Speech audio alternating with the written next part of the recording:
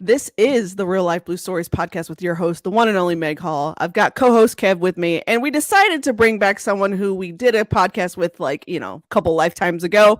If you were with us on the Indie Intercept days, and you might know him from, I would like to say, the Jaguars like party episode, because it was our entire staff plus this guy. It is Mr. Kyle Nash, aka the student of the game. Kyle, thank you so much for coming on and joining us. Honor, joy, and privilege. No, listen. First of all, I do remember the party from the Indie Intercept. I mean, I lost count of all that. Matter of fact, that party is still so legendary. Just last night, I referred to a certain quarterback on the Fired Up Florida podcast, the South Florida Tribune. I referred to one Yosemite Sam Ellinger. So that is how legit that party pod was. Featuring the Jacksonville Jaguars and the Colts. Yes, that was. Yes, thank you for that reminder, and shout out to Boom for the Yosemite Sam reference. Yes. So, for those of you who are listening and watching, if you don't know, Kyle is a writer and podcast host, for the Black and Gold Banneret, the 3-point conversion, A7BN Sports area. That's a mouthful, and Hilarity by Default. I think I got every single thing that you do. Yes, you have in fact nailed it. Carry on. All right, so let's do a quick rundown of what the show is going to be like. So we just did our quick introduction. If you don't know, now you know. And we will hop right into the giddy up, which is, hey, how did you get your start? And we got a couple questions there. There is a segment that we created just for you called Crown Me Please. The Jaguars have won the AFC South. What do they get? What do they do to get there? How do they maintain that title? And a couple other questions around some key areas that need to be addressed for them. And then the final segment of the show is called the Blue Light Special. So you can ask Kev or I any questions, sports related or not, as long as they're respectful. We always ask. Some of those questions are usually, what is your top favorite Colts all time? What do you think the Colts are going to do in the draft? What's your favorite movie? What food do you hate? Anything like that. So we like to keep it fun, like to keep it light around here. Let's just start from the top. So how did you get your start, and what exactly is student of the game? Oh boy, this is what I don't get much. Like this is one of those things where and it's funny. I did an interview with a UCF student and he asked me this too, and I'm like, listen, buddy, if you're looking for a big inspirational story, this ain't that. Listen, we were talking off air going into it, and I cited my huge ego. Let me tell you where I'm coming from with that. So the whole concept started with me and my flag football team in college, right? And just screwing around, I did a recap of one of our flag games. We obliterated like the Jewish fraternity team like 40-something-7. It was not a fun night for them, other than the fact that they got to see a couple athletes on my guys go to work. They got some interceptions and stuff. It was pretty funny. But so I wrote that game up, and they were like, "Wow, this is pretty cool." And I forget the exact order of operations, but like living in Florida, and this is about the time in 2003. So we're in the playoffs where the Bucs were about to win their first Super Bowl.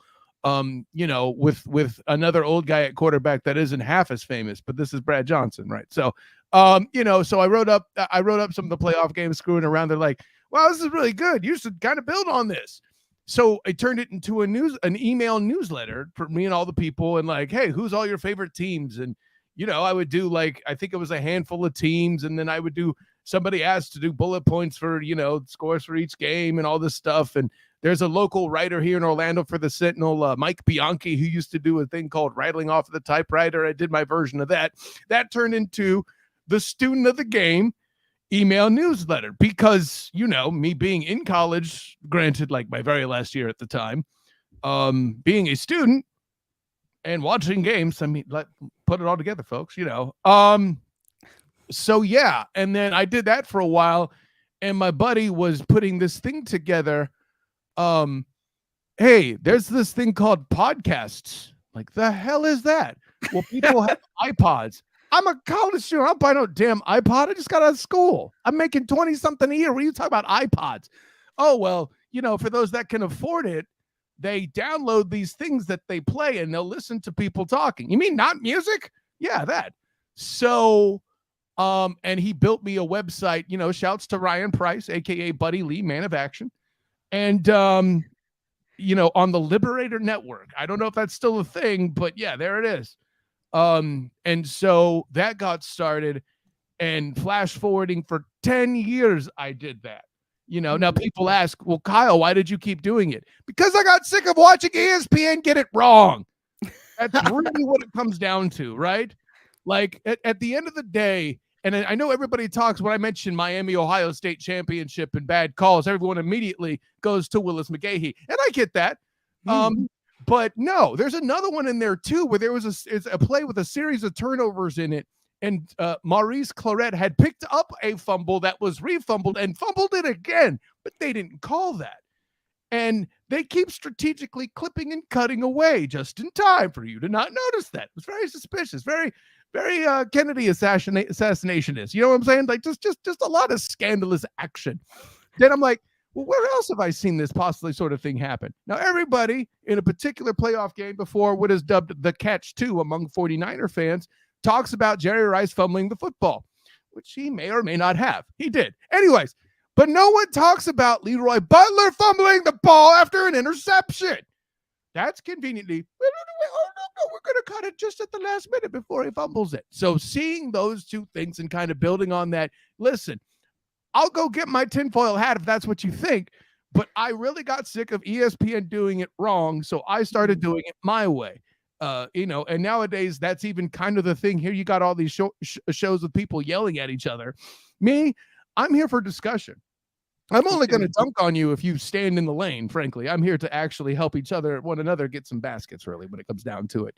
But yeah, that's really kind of the amalgamation of it. I am self-built, if you will. My first credentialed event was in 2013, 10 years after I had got started in 2003, with the 50th induction of the Pro Football Hall of Fame. Chris Carter, Bill Parcells, Warren Sapp, a very awesome class, Jonathan Ogden, Larry Allen, Dave Robinson, Curly Culp, wow, I remember everybody. So, and that's funny that I go back 9 years later to do another Hall of Fame thing when Tony Baselli gets inducted as well too. So that was it too. But yeah, that's generally the gist of the evolution or creation therein, the metamorphosis into the student of the game. So there you go. Okay, so this is like student for life at this point. Like we've continued on this journey. One can always hope, Mick. Every day is a school day, Kyle. I live by that. Class is in session, baby. Yeah, that's what I've heard. Okay, so we got student of the game. So obviously this has evolved from just that to now you're doing other things. So you're doing podcasting. And I think I could be wrong, but I think you're also covering XFL games now.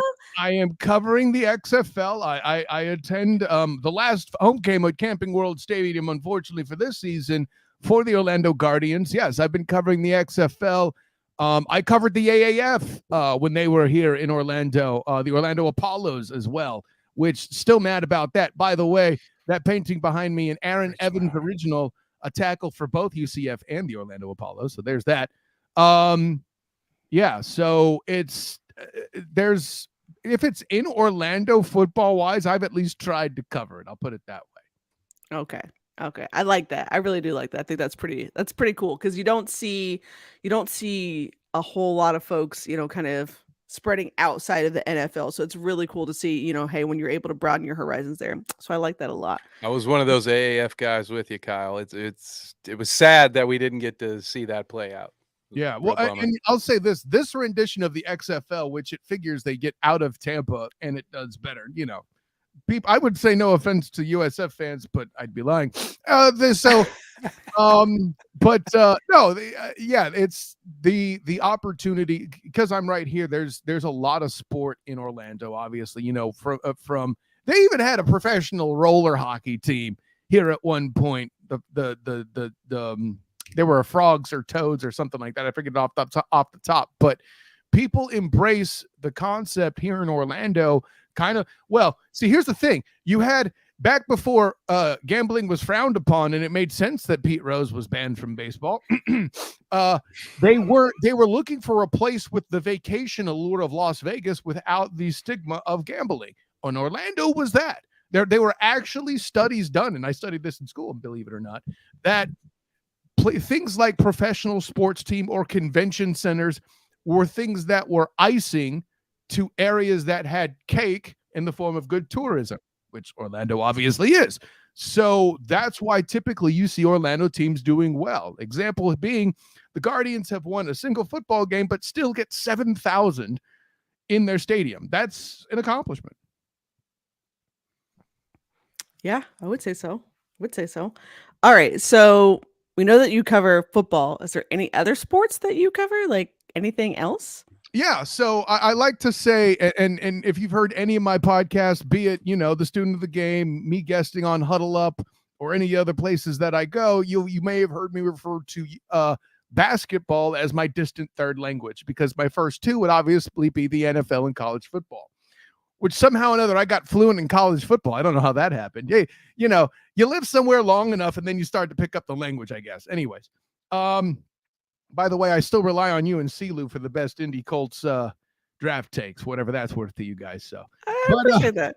Me too, Kyle. I piggyback off their mocks. No. I mean, listen, y'all mock a little too much. But listen, I had to work with my guy Dalton Tinklenberg because it was his idea that I do the student of the game real mock draft. I'm sure you've probably seen it across the socials. If you haven't, there's the SOTG and the student of the game on Facebook. May the force be with you. But I'm very, I'm actually, I haven't told him yet, but I want CeeLou to look at it and let me know how nuts it is or how real it is. I don't know, but I say all that to say, I know college football. I analyze that. I am a terrible scout, so I get my draft takes from other people, But but for other sports, I've covered the Magic lightly when there is time, and my actual first fully paid opportunity was with the Black and Gold Banneret starting last season. I was covering men's and women's basketball for UCF. So, okay. And an iconic year for the women, by the way, just a number of free throws away from toppling Gino Auriemma in the NCAA tournament. And then the entire department basically moved to Georgia because they have money, but it's okay. I'm not hurt. No, anyway, but shouts to Coach the TMSer who did a fantastic job. Shouts to Destiny Thomas who stayed and did a fantastic job and kept it not only fun to watch for the fans, but those of us that are covering them. Here.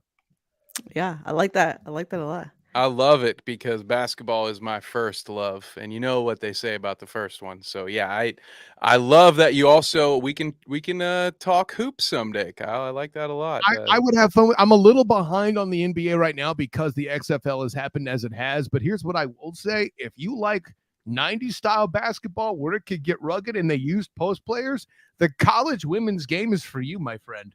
Let me tell you that. I have seen Tennessee come to town here in Orlando, and these chicks battle in a way like I'm pretty sure they could knock me over if I was 40 pounds less. Like that's the one thing I got on their post players is I'm over 300. None of them are. But then again, their knees are in a lot better shape. So maybe they would still take me out. I don't know. But no, they play that 90s style of basketball. It's very physical. And they're not afraid to give up, their body to make the play. And whether it's whether you have the post players or you have the Napoleon complex dynamos that are less than 6 foot, making a Mark Price reference just as much as I am a Diamond Battles one there, right? Comparing it to 90s NBA, like that's the kind of basketball you get. And if a team may come in and try it from this whole pretty ball, chuck it from the cheap seats thing that happens in the NBA now, they pay for it. The same way that anybody who battles Steph Curry is going to get physical, and he seems to fade. Funny how that works, But no one wants to talk about that. They just want to talk about how LeBron allegedly can't finish in the fourth quarter. But when it's Steph Curry, he's still a god. Anyways, now you got me going NBA. I blame you. Let's go. All right, Kyle. I'm going to send you a DM after the show. I was going to say, Kev is probably in heaven because we've had 2 hoops guys that don't don't cover basketball as their first sport back to back. So we had James Boyd of The Athletic on last week. He's a hooper by trade, by nature. So Kev, and he covered the Pacers before he covered the Colts. So Kev has been in heaven since last week. So I know that you're definitely gonna get a DM from him. Don't worry about that. If you liked it that much, I would do my basketball talk on OnlyFans. Get some damn money for it. Ooh, let's go. Hey, listen. Oh my gosh. I'm not opposed to it. Yeah. Oh my good lord. No. All right. Moving right along, let's go to the next segment. So let's talk about Crown Me, Please. So this segment was for you, Kyle. So the situation is the Jaguars won the AFC South. What do they do to get there? How do they maintain the title? And then we'll also talk about what key areas need to be addressed in the draft to help them continue this title quest, or I guess maintaining their AFC South title. Yeah. So let's start first. What did they do to get here? Like, how did the Jags pull this off from your opinion, from your lens? I mean, this part's really going to be the short part of the answer, no question, right? I still can. First of all, here we go. So the other reason I'm involved is it's not just ESPN, but a lot of people who are getting paid for it don't even do the job as well as a lot of people that don't, right? I know plenty of people that Megan Hall and Kev could just crush in terms of actual sports knowledge and analysis. Okay. And I'm not trying to skip to mention to any big names. And let me skip over that part because, I don't want to throw any shade or anything like that. I don't want anybody to seem like I'm being a little sharp in my puns either. But what I'm trying to say is this. There are too many people that get paid a lot of money that do the job poorly. Now I get it. They're nationally relevant. They're focused on a lot of things, so they only know a little bit about all of it. They're trying to be versatile, blah, blah, blah, excuses, whatever. My punchline is this. Anybody who picked Brian Daboll as the coach of the year is the problem. How in the entire hell do you go from literally the worst hire in NFL coaching history, where a fan base is literally wearing clown masks to home games, and a dude takes someone to a division title the very next year, and that man isn't the coach of the year? I'll wait. Hold up. Let him cook. Well, I see what you did there. So you seem a little hurt, like I won't say hurt is the word, but perturbed by that. The fact that that Doug didn't get his justice or his due diligence or his recognition for the things that he did. Here's what it is. Speaking of let him cook, Russell Carrington Wilson was the actual MVP in 2017 and 2019. Yes, over Lamar Demetrius Jackson. And I'm clear to make sure that you see that Lamar Demetrius Jackson gets middle name status. By the way, that's the thing on the student of the game. If you are a talent of great worth, you get a middle name added to you. Kind of like Joseph Clifford Montana, for example. Anyways, so every day's a school day. I'm telling you. I'm like Clifford. And I would cater to my audience here, but I have honestly forgotten Peyton Manning's middle name because it's something really out there. It's not typical, but I digress. See, now she's looking it up. It's not Archibald, which you would expect it to be. Archibald. That would be appropriate. But and listen, it's moments like this that I would have good. It's Williams. Williams is his middle name. That's it. Peyton Williams Manning. See, and that's an example of. I don't think I've ever looked up what his middle name was. Like, it's never dawned on me to be like, what is Peyton Manning's middle name? Like, that's never. Never trust a man with two first names. Always trust a quarterback with two last names. Interesting. It's a new rule. I didn't know it until today, but hey. We're going to dive into that a little later, Kev, I think. But, I mean, listen, as far as you looking up and learning middle names of not just quarterbacks, but keep in mind, Aaron Charles Rodgers, two-time MVP, is matched with a defensive player, Aaron Charles Donald, who should have been the actual Super Bowl MVP as his game. But I digress.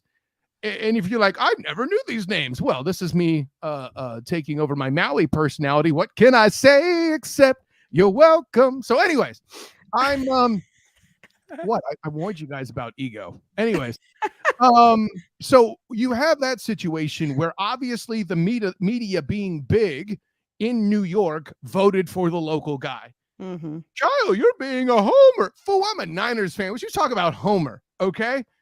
The ones who are being the homers are, well, I don't think Fox's offices are located in New York, so they may be getting saved for suit for copy and right infringement because there's the homers. See, that pun took a little time to get there, but you knew it was coming.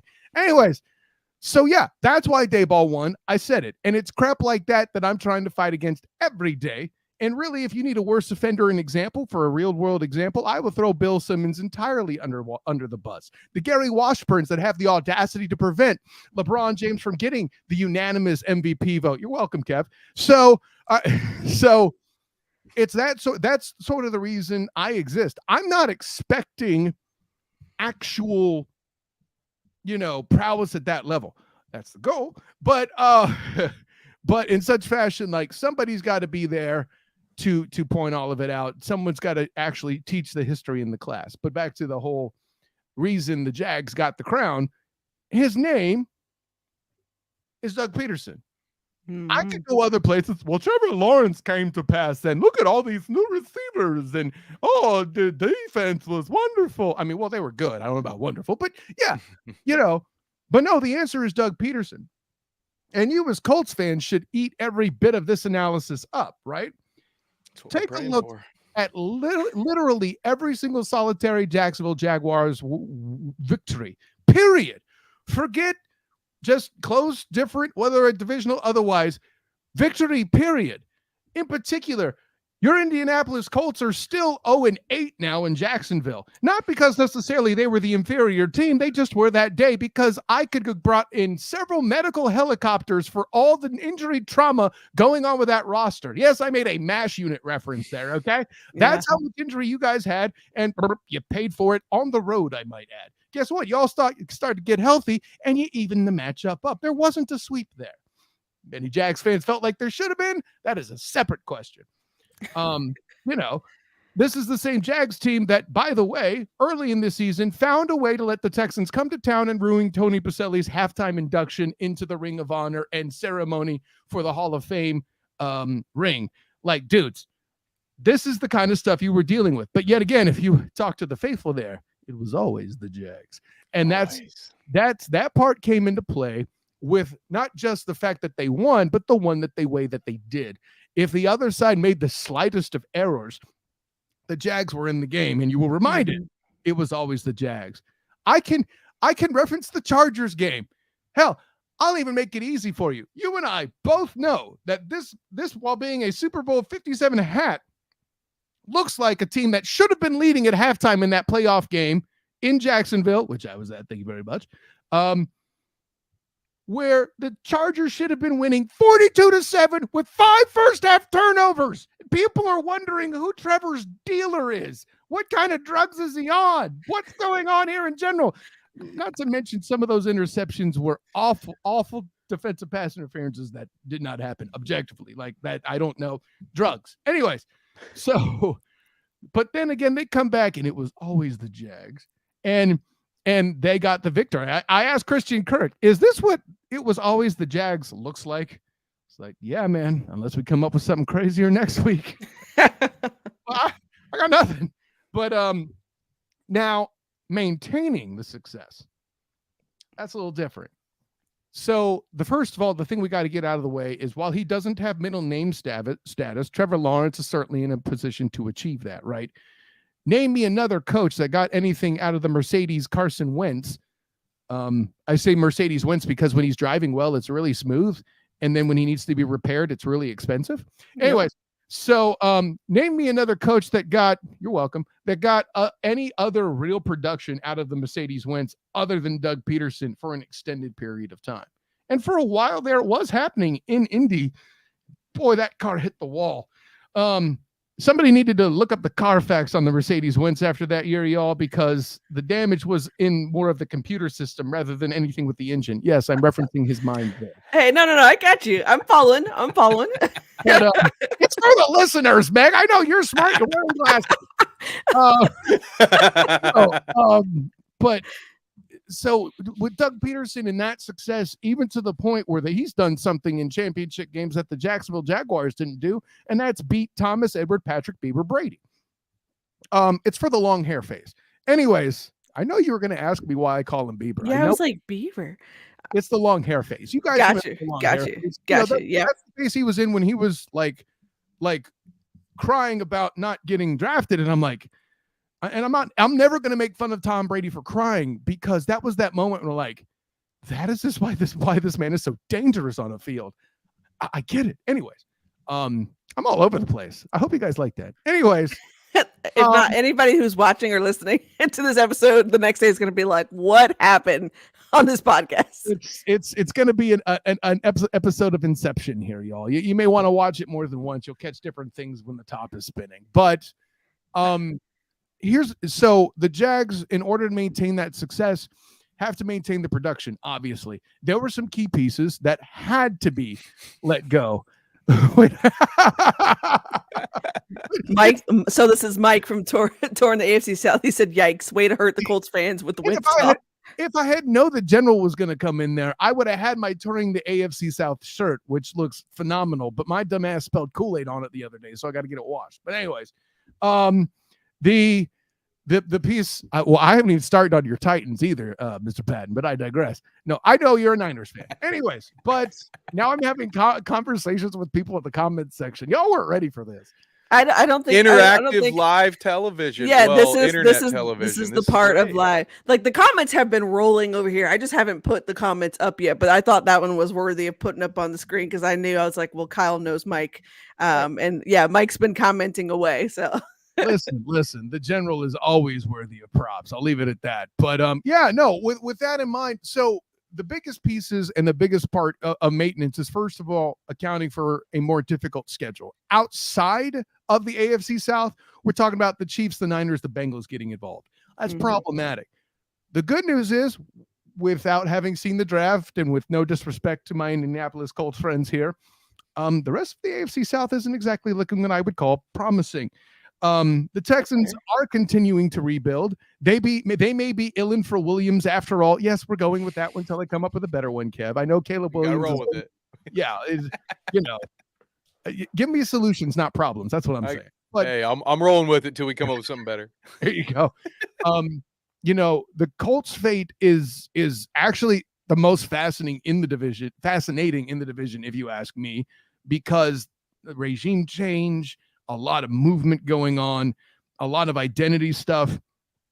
And to be honest, I think they may be in a position where they still might have one of the better offensive lines in the division. I can make the argument for, even though there was a lot of injuries last year. I know Megan was highly critical of elements of the offensive line, and rightly so, but yet somehow still maybe one of the better ones in the division. This is up there with the Dolphins winning one of the better lines in their division. And with the best hoopty car on the lot. He's not wrong. But the problem with the Jags mostly was defensive, right? As many people as threw tomatoes at the screen for Trayvon Walker's drafting at the top overall, who now are, by the way, sending them Christmas cards if they have any element of fairness in their hearts. Devin Lloyd was the one that was a bit upsetting as a first-round pick, a little bit underperforming, and the secondary was problematic as well. Shaquille Griffin, as cool as it was to talk to him and his twin brother covering stuff for the Black and Gold Banneret, bing, he underperformed severely. He went from being the guy that held DeAndre Hopkins to 3 catches for 21 yards and Christian Kirk lighting up the stat sheet, inspiring the pickup, at least that's my little conspiracy theory, to basically injuring himself out of play. I won't talk about burnt toast and stuff like that because it's mean to do to a guy that got hurt. And I might actually interview him in the future as an alumnus, so I need to watch myself. But the turnover there is an issue. The offensive tackle adjustments, Jawan Taylor leaving. I hated Cam Robinson's contract the previous year, not because I hate Cam Robinson, but he has been an injury concern, and I believe Jawan Taylor was a better overall investment. Well, now he's not there at all. Walker Little's great as a depth tackle, but we'll see what they do with whether they're going to roll him up to starter or how that's going to work. So the offensive line is its own concern. Despite all the defensive pass rushing names, they're going to be less dominant. I know they're probably going to get Smoot back at the tackle position, but Arden Key, though only a air quotes rotational piece, is a big loss, and they have to fill that pass rushing piece. By the way, ladies and gentlemen, please account for the fact that I only mentioned one offensive concern.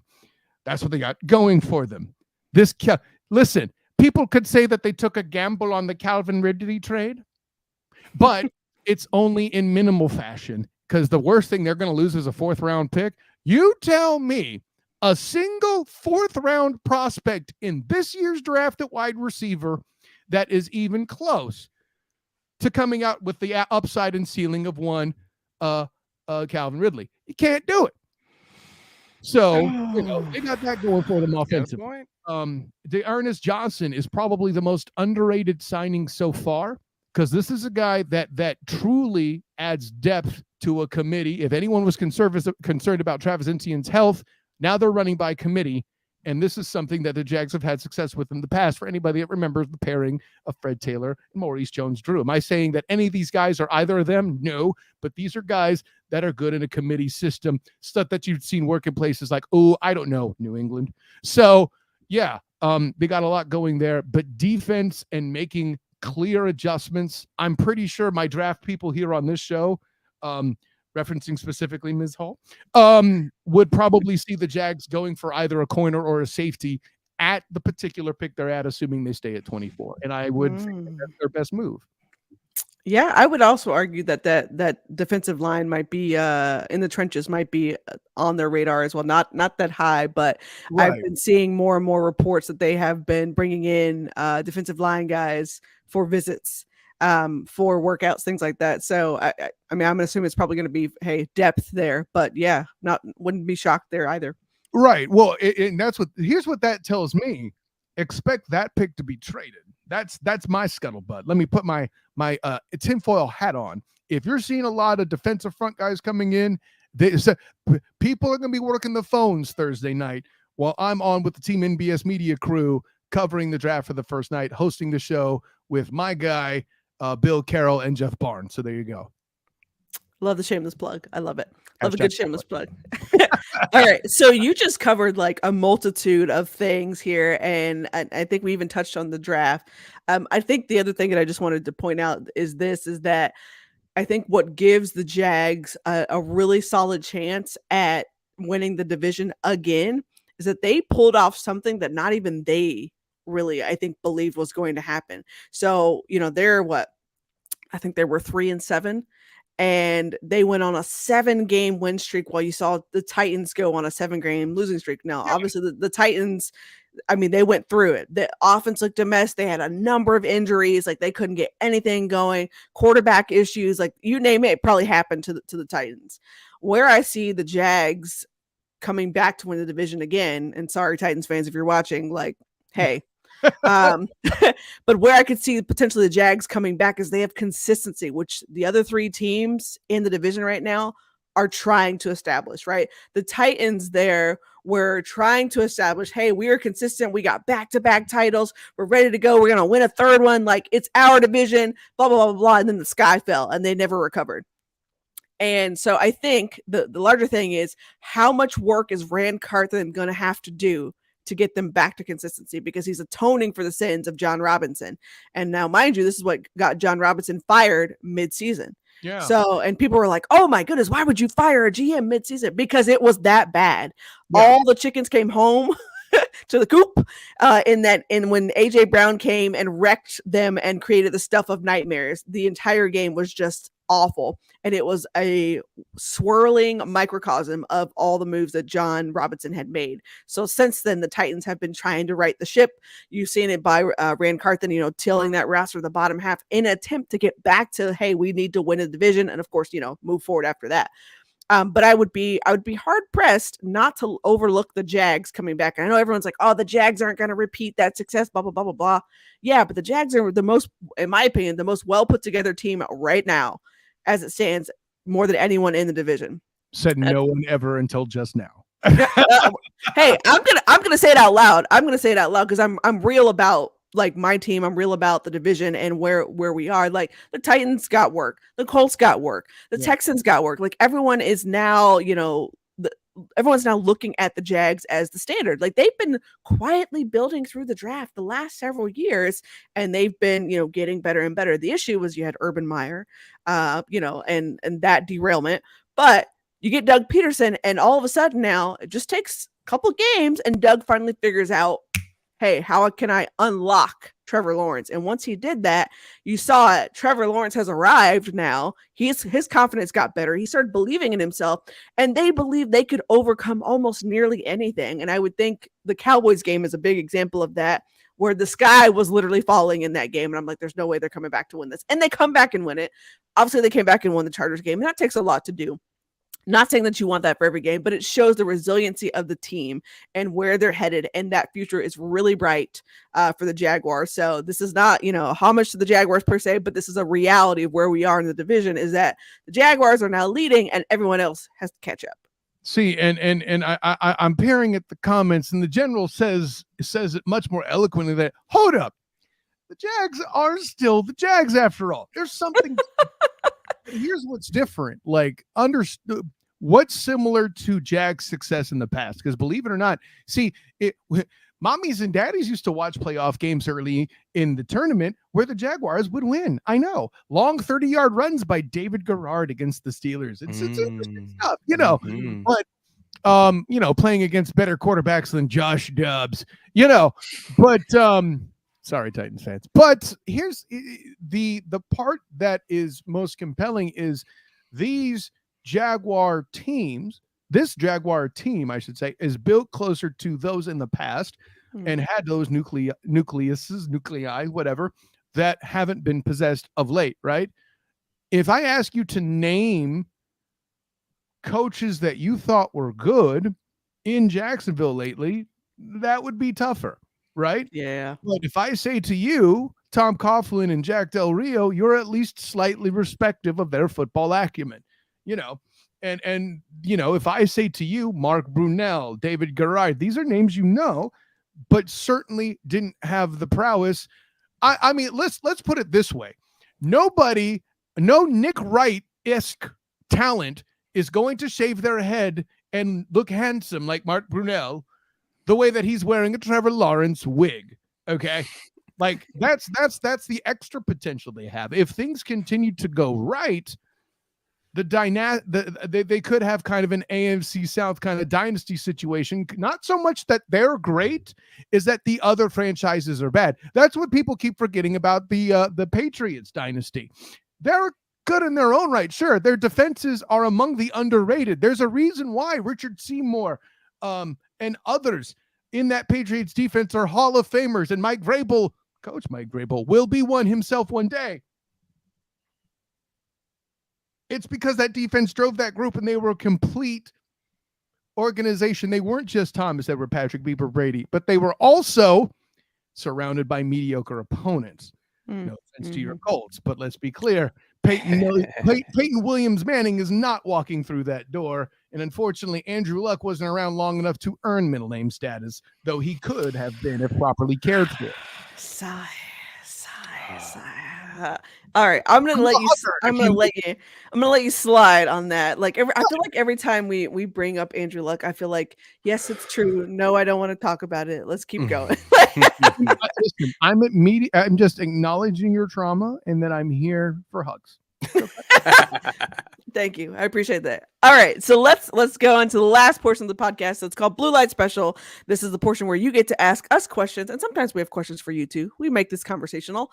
But basically you can ask us questions, sports related or not, and we will answer as honestly as we can. So the floor is yours.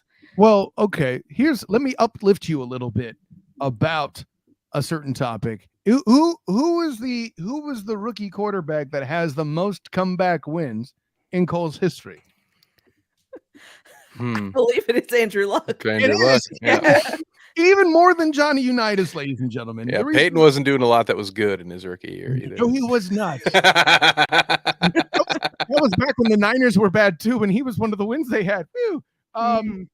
No, but so let me ask you this though. Here's kind of where I'm at, because for all the offensive accolades that are given to the Colts, I mean, whether we're talking about Marvin Harrison Jr.'s kid coming up and being the only reason, in my opinion, Ohio State was competing in the Final Four there against Georgia. I said it. But defensive players don't get a lot of dap with the horseshoe.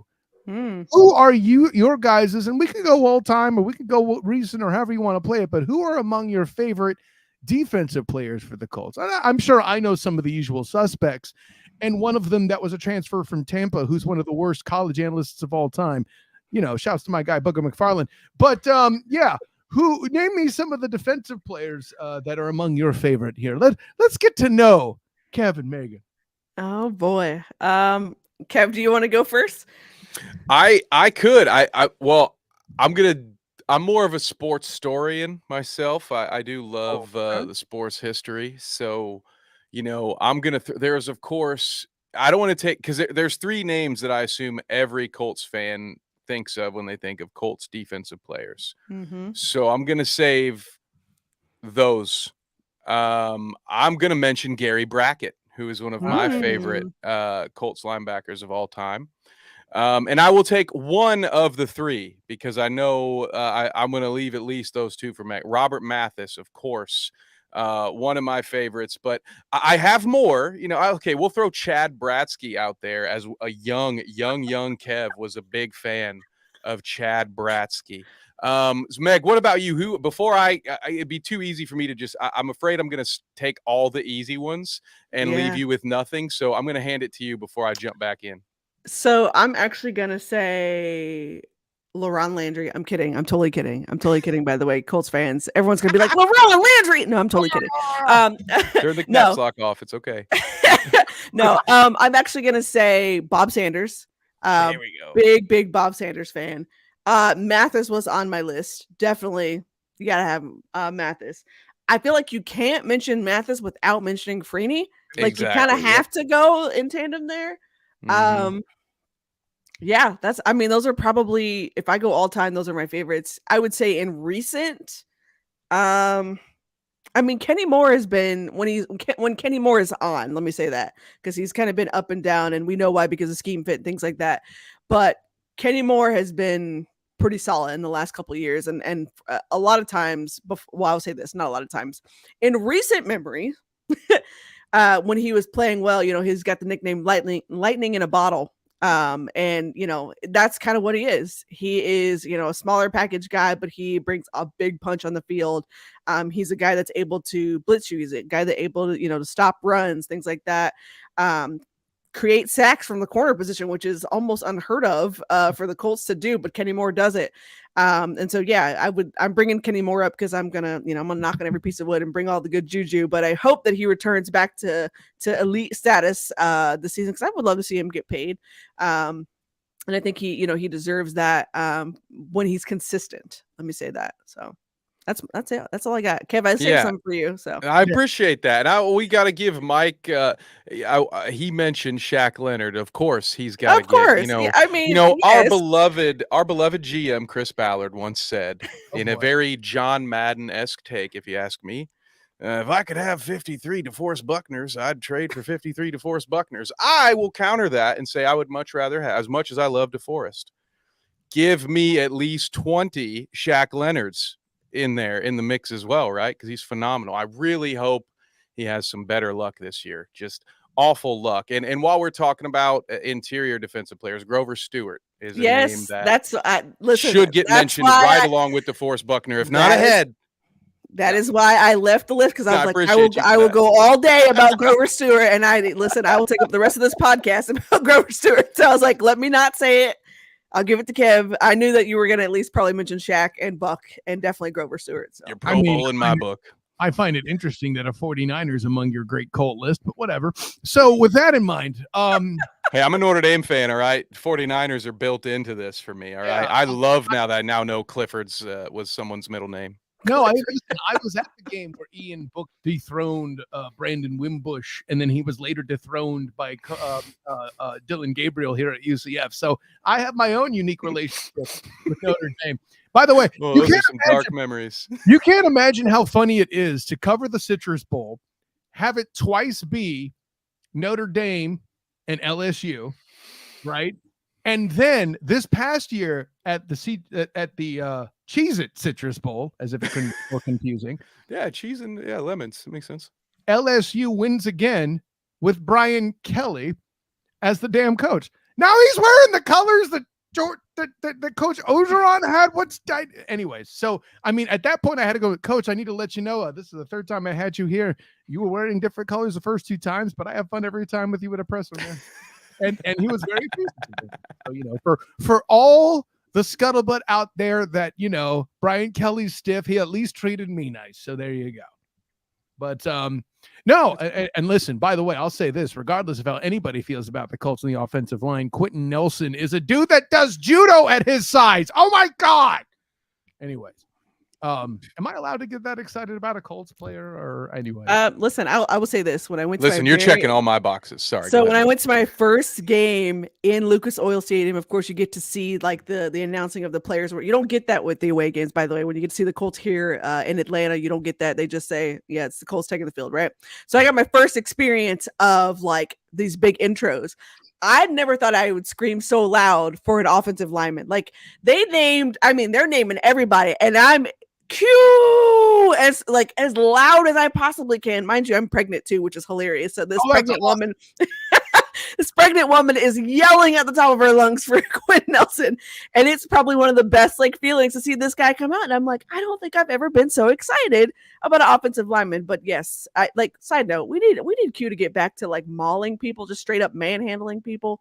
That version of Q is my favorite version. Please and thank you. Once he can get back to doing just his job and not 3 people's jobs on the offensive line, I really think he'll slide right back into the guy we're used to seeing.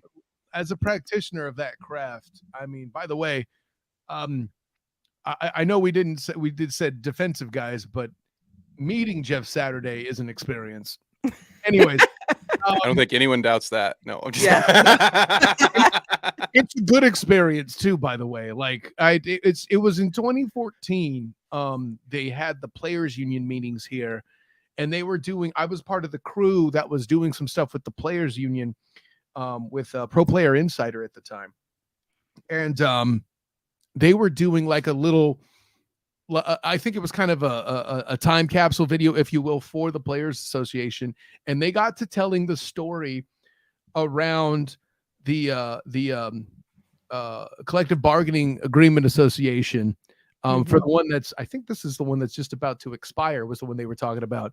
And it was funny watching Jeff Saturday and Drew Brees tell that story.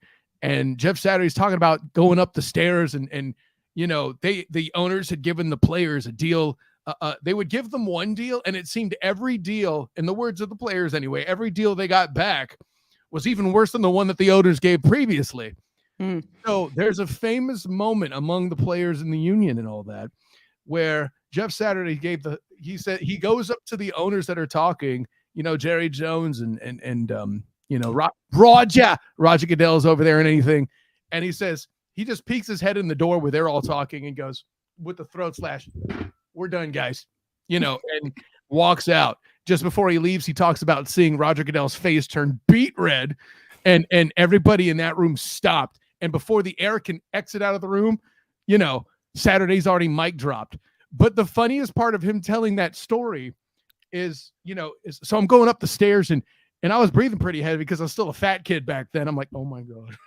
So, and hearing all these guys talk about, you know, Saturday, for some reason, I have a quarterback, 2 corners. I think it was Dominic Foxworth, and I forget the other guy who they were talking about, but they send the quote fat kid to go. Oh, great. Thanks.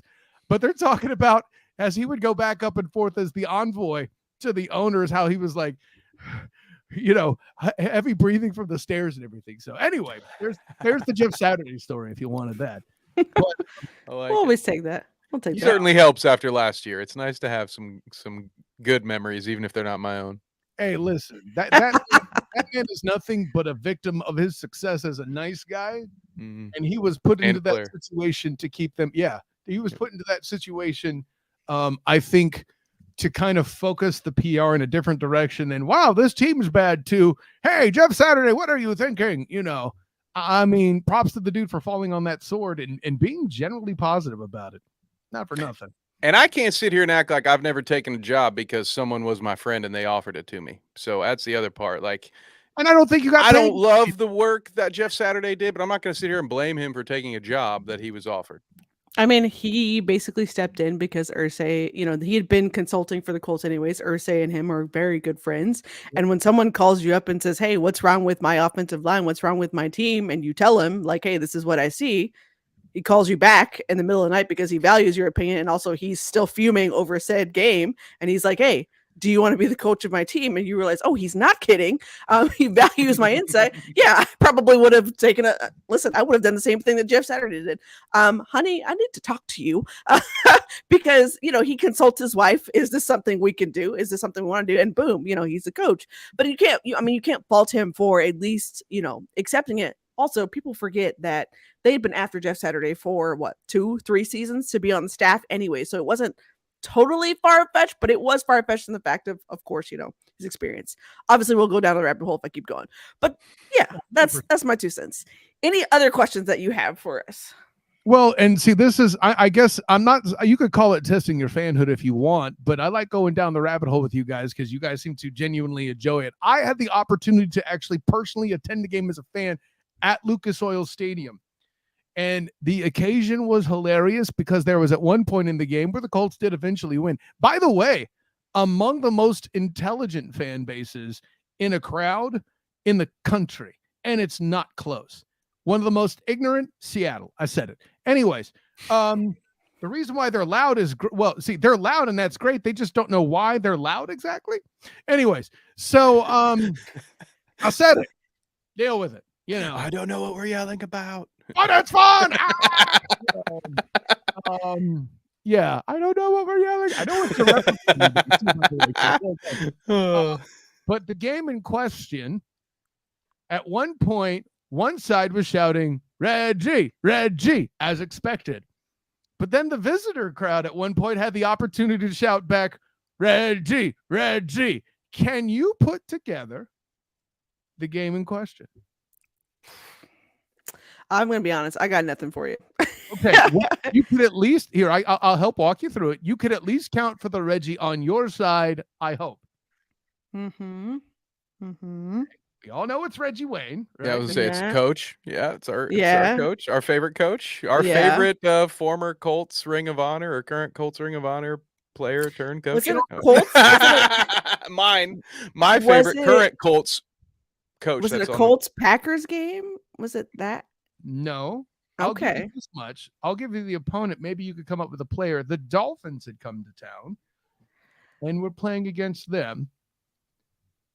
Oh my gosh. And so the Dolphins, who had come to town with the group, had witnessed something that they didn't witness often. Not so much that the running back in question wasn't capable, but that Dolphins at that time in particular were just averse. The coaching staffs just were averse to running the football. My gosh. My brain is going. Don't look in the comments. The general's cheating. Yeah, I'm hold on. You said it was the Dolphins, right? I did. I also mentioned it was a running back. Yeah, that's where I'm like. And it wasn't this year, right? This goes back. No, it wasn't. Yeah, this was time ago. Okay. Like, I don't think I wasn't even credentialed media anywhere yet. So, this, not that helps you, but, well, let's put it this way. If it was when he was first drafted, he would come marching into a completely different beat. Oh, Reggie Bush. Yeah. Makes it humble. Sorry, I was like in my mind, I was like, I'm close. I can see his face in my mind, but it just did not. Like, this is. Hey, my brain was not clicking. But as soon as you said marching in, my brain said Saints, and I was like, all right, here we go. Dad jokes. Is there anything? Yes, definitely dad jokes. No, but hey, listen, here's what we know for a fact. While the Colts won that game, Reggie Bush is a far better analyst than former Colt Booger McFarland. Moving on.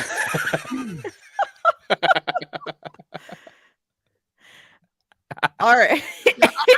No argument. No arguments. Well, I will say this. Recently, Booger has been better. I will say this.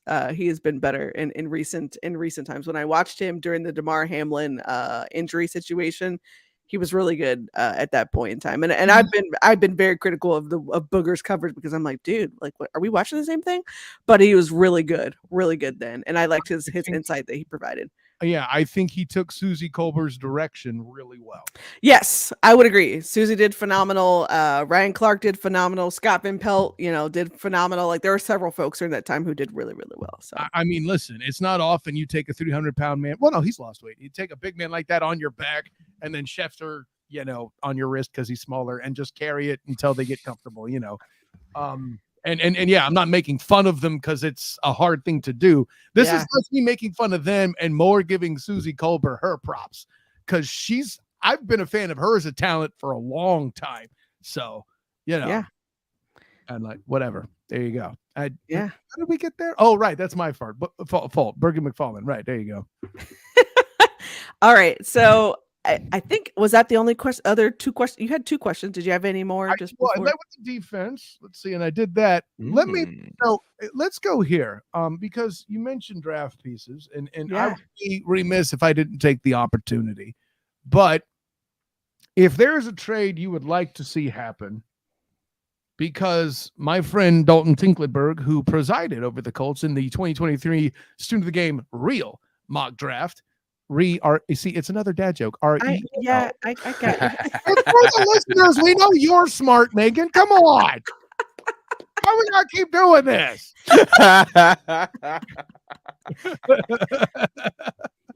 No, you take the bait on that so well. I love it. But if there was a particular trade, because representing the Colts, Dalton Tinklenberg made no fewer than two of them.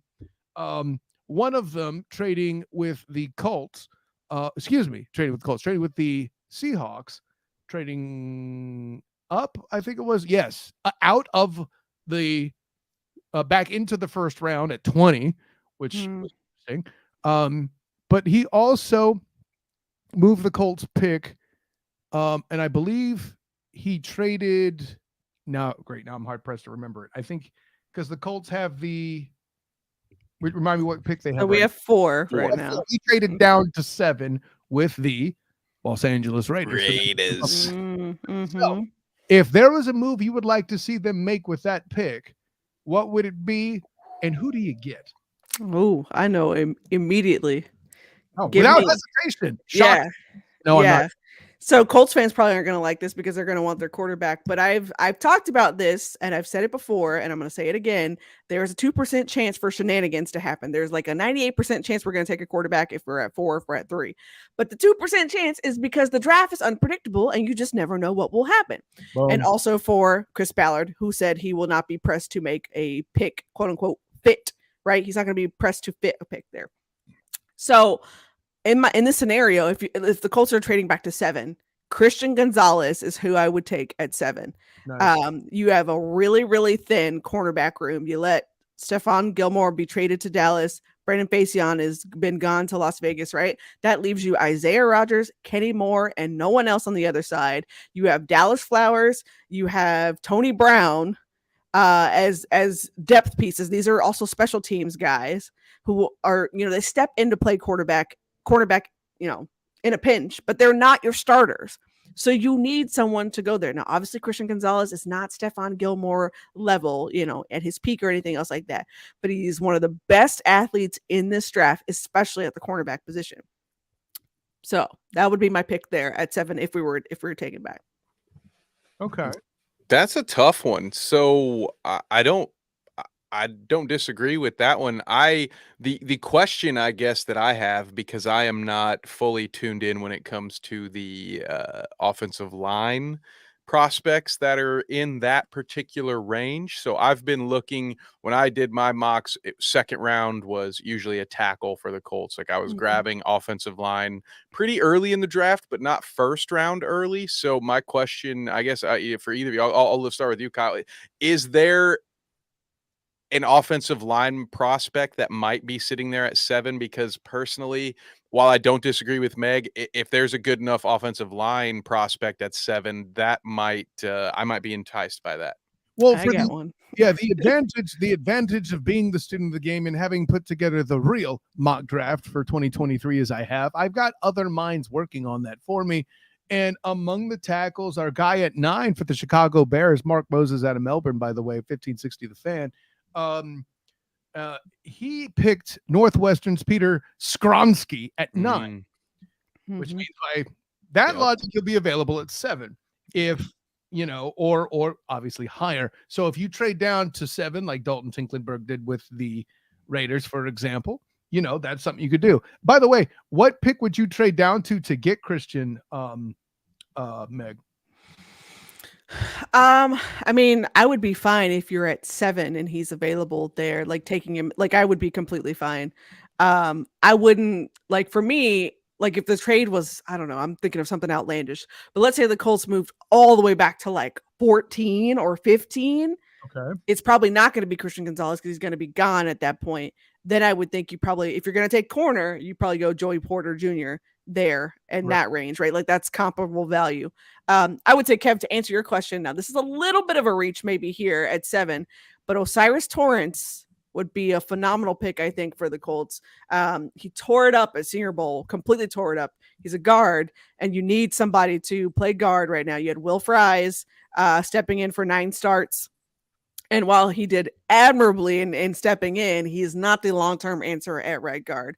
For Kyle's situation, if you were to take Peter Skoronsky at 7, then that begs the question, okay, are you putting Skoronsky on the outside? You're going to put him at right tackle and kick Braden Smith inside to play right guard, which was his position in college. Like, you'd have to do some retooling there to figure out how that could work, which it could work. I'm just, I mean, if you have to put the guy back in his roots, I think that's an excellent move, right? Right. Like you could do something like that where, like, hey, if you're going to take Skoronsky because you believe he is the best talent on the board, BPA at this point, in my opinion, he's a tackle. You're confident in Bernard Raymond. He needs, more reps, but you're confident in him playing left tackle. Kick Skoronsky out to right tackle, kick Braden inside to play right guard, which he played at Auburn. There you go. So, and here's a game I'll play in order to have fun with you guys and also at the same time do cheap plugs. But there's a pair of occurrences that happened in the Student of the Game real mock draft that were pretty wacky. One of them involving your Colts. I mentioned that trade up to 20 coming out of, I think the trade was for a second and third round pick to jump up. The Seahawks were interested in taking picks to get more support because goodness knows the Seahawks of late. Listen, I interviewed Richard Sherman, and he had said, he was still a Seahawk at the time. This was back in 2014. He had said that the Seahawks under Pete Carroll were a support group for guys with chips on their shoulders, which tracks, right? We've seen how confident or cocky, depending on your definition, Richard Sherman is. It's a dude that was drafted at 5. Russell Carrington Wilson was drafted at 3. This is a thing they do, right? So I say all that. Shaquille Griffin, for example, out of UCF, is a dude with one hand and led his first game, though be it preseason, in tackles. I don't care. The dude had one hand and he led the game in tackles, folks. Okay.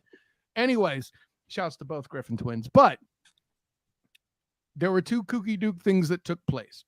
Which of them is more likely to happen in your mind? That would be Anthony Richard falling to 20 for the Colts to snag.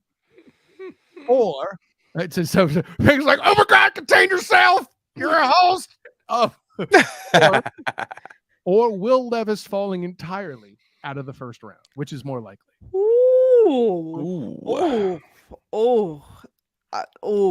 I'm going to say Richardson falling to 20.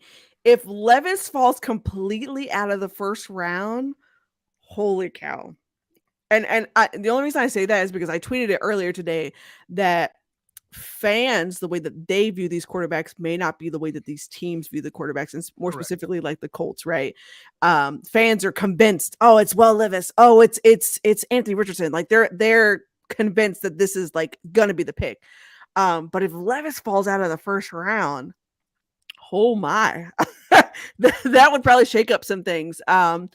I could see Anthony Richardson falling to 20, though. This is just me falling to 20 because of the concerns about like the risk for the project tag, which, he doesn't buy that, but the risk of like, if you take him, there's the high upside, but is it worth the risk, right? And people could get scared. They could get spooked by that. We've seen crazy scenarios happen like that just last year. All these quarterbacks were supposed to go in the first round, and only Kenny Pickett went in the first round. So anything is possible, but I just keep that in mind that, like, I mean, in my mind, I think that Richardson falling to 20 is probably more likely. I can't see Will Levis falling out of the first round. Like, I can see him tumbling a little bit, but not out of the first round.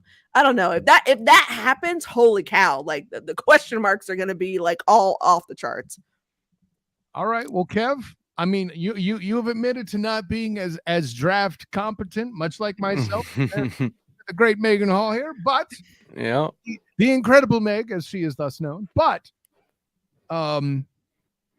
what is more nutso in your eyes?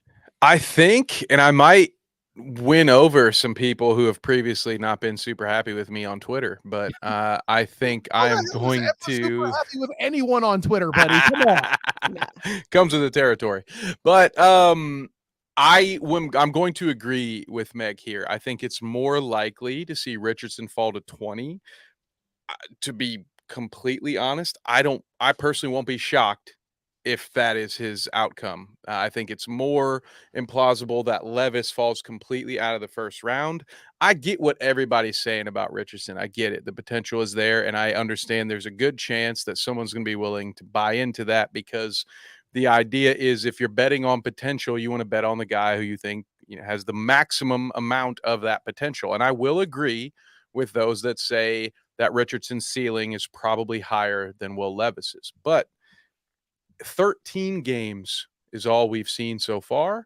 And I'm not going to regurgitate all the numbers. Meg and I have talked about a lot of this a lot of times on many a Colts podcast. So you know what those numbers are. You know what the adjusted rates are. You know all of this stuff. I'm just going to say I won't be surprised if Richardson slides, just because there's not a lot of tape on him. And I could see there being GMs who are more willing to bet on the fact that Levis got hurt last year. We can look at his 2021 tape. We can look at the different pro style offenses that he ran. We can see the difference in when we're actually calling plays for him to run and when we're not. Okay. Like, I don't know. I think it'll be easier for a GM whose job is on the line to sell themselves on Will Levis in the first round than Anthony Richardson. Because unlike the rest of us, these GMs don't have the luxury of betting on the wrong guy and being around for too long. So I love that. Reasons. I love that logic. You going, you saying, well, listen, which one is the most likely for the GM to bet his job on? That's a great starting point for answering this question. And I'll say this, for me, Malik Willis falling out of the first round last year is the least crazy of these scenarios. You had mentioned that last year happening, and Kenny Pickett being the perfect fit in Pittsburgh there. Listen, I look for every opportunity to point out the one time that I felt like I said something that I was more correct about than Mike Tomlin in any football capacity.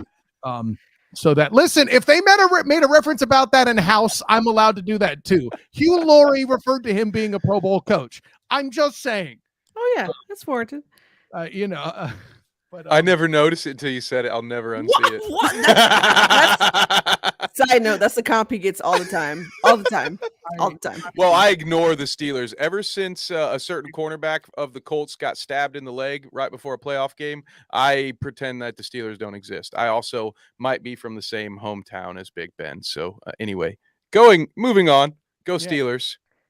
All righty then. I don't know what to make of that. That's a problem you'll have to tackle on your own. Anyways, too soon. Meg is not happy I made that joke. Moving on. It's a deep cut for the younger Colts fans. You can't make a reference about somebody stabbing and then say deep cut. That is just I'm sorry. I was really trying to leave the breadcrumbs.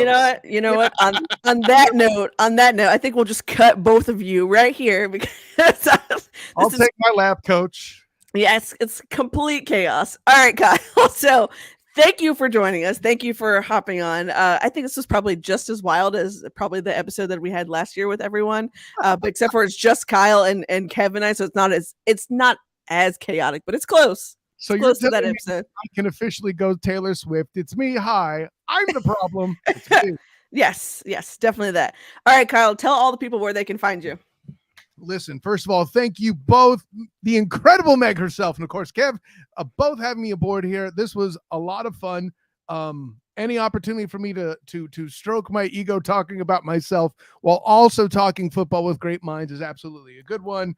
And thank you for everybody in the comments for making me feel welcome in a place that is not necessarily my, air quotes, home. And with that being said, I am Kyle Nash, the student of the game. You can find me on Twitter at the SOTG. Find me on Instagram as the same, the SOTG. Find me on Facebook as a student of the game.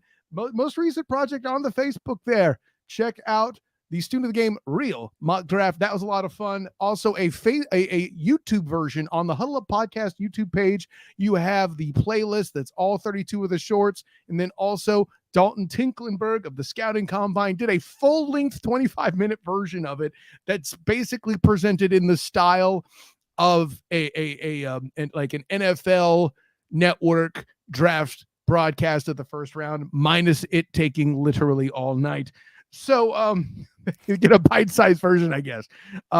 So check all of that out as well. Of course, my writings with the 3-point conversion covering the XFL in general. I've been dropping a weekly recap, and you'll see some stuff there with the Guardians and such on the 3-point conversion YouTube channel. So check that out as well. Of course, my work with the Black and Gold Banneret, where this Friday I will be at the UCF spring game, seeing what the next offering of Knights football is going to be. Knights, not Citra Knots. Let's not start that, UCF fans. Anyways, and of course, my work with A7BN Sports, where I will be sending my friend Dalton Tinklenberg to the draft in Kansas City. That should be a fun one to check all that stuff out that's coming out of there. And I think that's all the stuff I'm up to. Oh, by the way, tomorrow night, Wednesday, Student of the Game podcast is dropping. I will be talking with the madman Mark Mancini and my good friend Mark Francois, the sports activist, as I call him. He'll be talking a lot of NBA. You might want to check that one out, Kev. Mark's fun. I'll be there. So check that out. That'll go tomorrow night, starting at about 8:45 Eastern. And then, the Student Game podcast with all that. All the above being done. Honor, joy, and privilege, my friends. But until next time, class dismissed. That was a lot. And I gotta work I on love that. mine. I was gonna say his is smooth. All right, Kev, tell the people where they can find. Yeah, I gotta follow that. Thanks, Yeah, guys. sorry, Kev. Sorry about that. So, thank you very much. First of all, thank you, Kyle, for joining us, and as always, thank you, Meg, for bringing me on to this. It's a pleasure to be here. Truly blessed. You can find many people writing. All I do for the most part right now is edit for them, but I manage a wonderful team of writers at The Last Word on Sports. We cover college basketball and the NBA. So big play-in stories, matchups, previews, all that stuff. We got you covered. Check it out. Other than that, you can find me about 5 nights a week on Bite Size Sports, YouTube, Twitter, Facebook. We are live streaming multiple nights a week right now. There are also, we got multiple content creators. So even if you don't really like me, go check it out. We got 8 people contributing on a weekly basis. Your one-stop shop for the NFL, the NBA, sports betting. If you NBA fans, if you want to come hang out with me Thursdays, 9 p.m. Eastern, we go live. The Bounce on Bite Size Sports YouTube channel. Would love to catch you there and get you prepared for the NBA playoffs. But other than that, you can find me on Twitter at Kev Nevick. I talk about all I do is run my mouth, guys. So I'll give you a break. You don't have to hear me pitch the other things that I'm doing, but find me on Twitter. It's all there in the profile. I like to talk movies, comics, all that stuff. And by the way, if you don't like Kev, get a hold of your life. Good God, people. Appreciate All right. So you can find me on Twitter. It's at the Megan Hall. Same thing on Instagram at the Megan Hall. Also on TikTok and of course on YouTube. It's Real Life Blue Stories. You can find my writing on coltswire.usatoday.com. That's writing from me and the entire staff. And I don't think I rarely ever mention this, but I also do writing for a pop culture site called Murphy's Multiverse. And I've been doing writing for them for about a year now, but it's all things Marvel, all things DC, all things pop culture right now as it relates to the entertainment industry. So go check that out. It's murphysmultiverse.com. You've been listening to the Real Life Blue Stories podcast with the one and only Meg Hall. And if you don't know, now you know. I think that's all the things. Oh yeah. This is the part where I say, hey, the stories may not always be blue, but they will always be true. And we'll see you next time.